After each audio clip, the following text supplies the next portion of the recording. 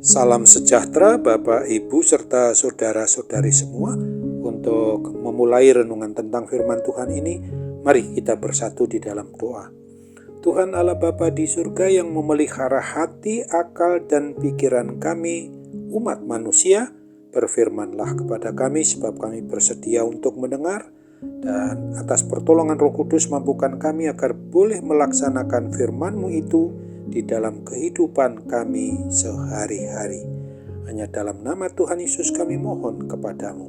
Amin. Sebagai nas renungan firman Tuhan pada hari ini diambil dari Yohanes 16 ayat 33 yang berbunyi, "Semuanya itu kukatakan kepadamu supaya kamu beroleh damai sejahtera dalam aku. Dalam dunia kamu menderita penganiayaan, tetapi kuatkanlah hatimu. Aku telah mengalahkan dunia." Sebagai tema yang diangkat dari nas renungan kita ini adalah damai sejahtera di tengah kesulitan. Hidup umat manusia di dunia ini tidak pernah bisa lepas dari tantangan, penderitaan, dan bahkan penganiayaan bagi orang yang beriman percaya kepada Kristus. Tuhan Yesus Kristus sendiri telah mengingatkan bahwa kehidupan orang yang mengikuti jalan dan kebenaran dan hidup bersamanya tidak akan selalu mudah. Dia sudah memperingatkan bahwa di dunia ini akan ada penderitaan dan tantangan. Namun, dalam ayat nas renungan kita ini, Tuhan Yesus juga memberikan penghiburan yang luar biasa, di mana di dalam Dia ada damai sejahtera yang melampaui segala keadaan. Ingatlah selalu bahwa Dia, yaitu Tuhan Yesus Kristus sendiri, memberikan kepada kita umat manusia ini adanya damai sejahtera yang tidak tergantung pada keadaan manusiawi atau kedagingan manusia, tetapi berasal dari hubungan kita dengan Dia, Sang Pencipta, Pemelihara, dan Sang Pemilik atas hidup dan mati kita, umatnya ini.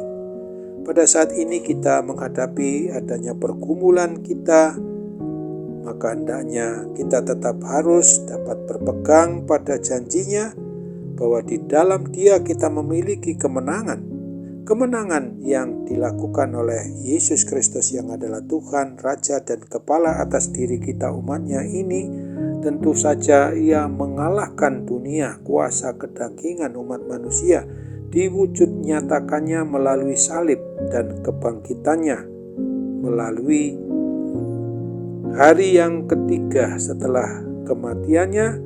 Ia telah bangkit mengalahkan kuasa kematian yang akan kita nyatakan bersama-sama guna memperingati hari Paskah, hari kebangkitan Tuhan Yesus yang membangkitkan kita dari kuasa kematian kekal itu. Dia telah mengalahkan kuasa dosa, kuasa maut, kuasa kejahatan, sehingga kita yang mau percaya, mau beriman kepadanya, memiliki suatu jaminan hidup yang kekal di surga. Damai yang diberikan oleh Yesus Kristus bukan sekedar ketenangan sementara, tetapi jaminan bahwa Dia selalu menyertai memberkati kita dalam setiap situasi maupun keadaan hidup kita kapan dan dimanapun kita berada. Sebagai orang yang sudah mengaku beriman percaya kepada Kristus, maka kita hendaknya harus menyadari betul bahwa kita dipanggil untuk tetap tekun di dalam beriman percaya dengan berani menghadapi segala bentuk tantangan dengan iman percaya kita yang harus teguh hanya kepada Tuhan Yesus Kristus saja, bahwa Dialah yang sudah menang mengalahkan kuasa maut, kuasa kematian kekal di hari Paskah yang akan kita peringati besok. Kita tidak perlu takut karena Dia yang telah mengalahkan dunia hidup di dalam kita dan memberi kita kekuatan melalui kuat kuasa Roh Kudus. Apakah kita sudah mengandalkan damai sejahtera dari Kristus di dalam menghadapi semua bentuk persoalan, permasalahan maupun pergumulan hidup kita? kiranya melalui kuat kuasa Roh Kudus, kita sungguh-sungguh mengandalkan akan pertolongannya yang pasti juga memampukan kita untuk tetap beriman percaya dengan teguh kuat hanya kepada Kristus, karena dengan cara mengandalkan Tuhan Yesus Kristus saja, pasti kita tetap dimenangkan dari segala macam pencobaan maupun juga segala bentuk yang sifatnya mau memberontak kepada Tuhan Allah Bapa di surga, Allah yang hidup itu. Pasti kita juga dimenangkan dari semua ajaran-ajaran sesat tentang itu. Ingatlah akan firman Tuhan yang ditulis di dalam surat yang ditujukan kepada jemaat maupun umat Kristen yang ada di Filipi, pada surat Filipi pasal 4 ayat 6 dan 7 ini yang berbunyi, "Janganlah hendaknya kamu khawatir tentang apapun juga, tetapi nyatakanlah dalam segala hal keinginanmu kepada Allah dalam doa dan permohonan dengan ucapan syukur. Damai sejahtera Allah yang melampaui segala akal akan memelihara hati dan pikiranmu dalam Kristus Yesus." Amin. Mari kita kembali bersatu dalam doa. Terima kasih Tuhan Bapa di sorga untuk kebenaran firman Tuhan yang boleh kami renungkan hari ini. Di suasana Sabtu sunyi, kami sungguh-sungguh mau menghayati akan arti dari pengorbanan Tuhan Yesus Kristus rela mati di atas kayu salib di Bukit Golgota sekali untuk selama-lamanya.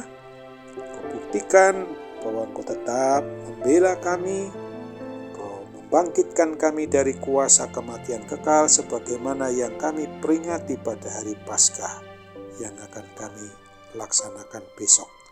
Kami percaya bahwa Tuhan berkenan untuk mau menyempurnakan segala doa dan harapan kami itu, bahkan mengabulkan seluruh doa kami ini, karena kami percaya di dalam Yesus Kristus. Jadilah kehendak Tuhan, bukan menurut kehendak kami.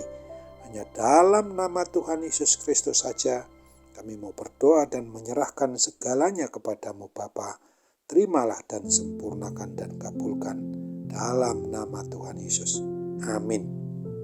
Segala sesuatunya memang menurut kehendak-Mu.